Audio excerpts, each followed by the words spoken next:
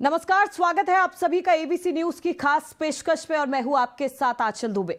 फिलिस्तीन और इजराइल की जंग अब बेहद खतरनाक हो चुकी है।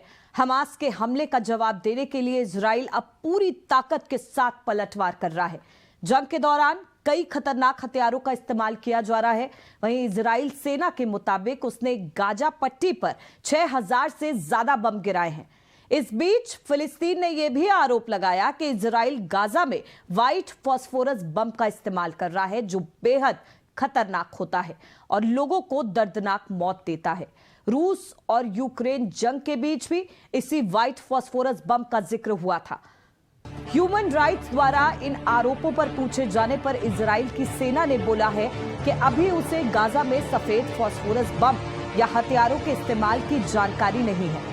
ह्यूमन राइट्स ने कहा है कि उन्होंने 10 और 11 अक्टूबर को गाजा पट्टी में शूट किए गए एक वीडियो को वेरीफाई किया है, जिसमें कि गाजा सिटी, पोर्ट और इजराइल लेबनान सीमा के पास 2 ग्रामीण इलाकों पर तोपखाने से दागे गए हैं। सफेद फास्फोरस के कई हवाई विस्फोट देखे थे। आखिर क्या है ये व्हाइट फास्फोरस बम? व्हाइट फास्फोरस बम सफेद फास्फोरस और रबर को मिलाकर तैयार होता है।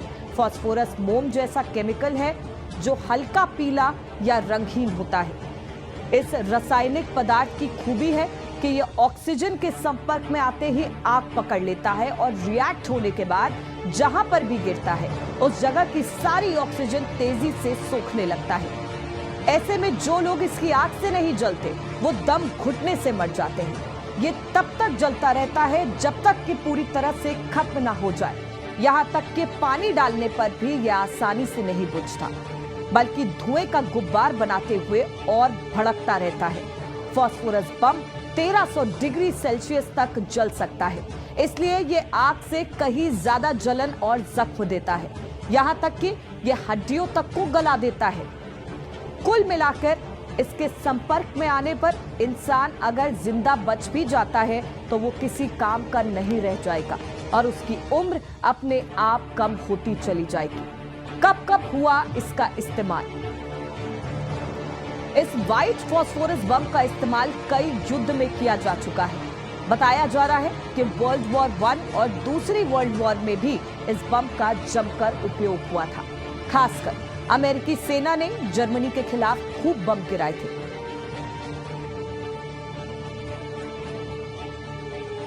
आरोप तो यह भी लगा था कि उसने जानबूझकर रिहायशी इलाकों पर व्हाइट फास्फोरस की बमबारी शुरू कर दी थी ताकि जर्मनी पर दबाव भी बनाया जा सके। हमला लगभग परमाणु अटैक जैसा ही खतरनाक था। इसके अलावा वियतनाम, रूस और इराक पर भी इसके इस्तेमाल के आरोप लगे थे। कहा जाता है कि यह बहुत आसान लेकिन खौफनाक तरीका है जिससे दुश्मन देश पर दबाव बनाया जा सकता है।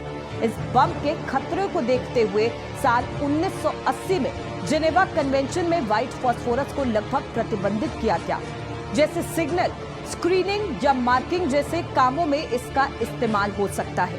Convention of certain conventional weapons यानी कि CCW के तहत जो प्रोटोकॉल बना उसमें इसके कम से कम उपयोग की बात मानते हुए 115 देशों ने इस पर हस्ताक्षर किए और ये तय किया गया कि अगर इस बम का इस्तेमाल रिहायशी इलाकों में हुआ तो इसे केमिकल अटैक माना जाएगा और देश पर वॉर क्राइम के तहत एक्शन हो सकता है।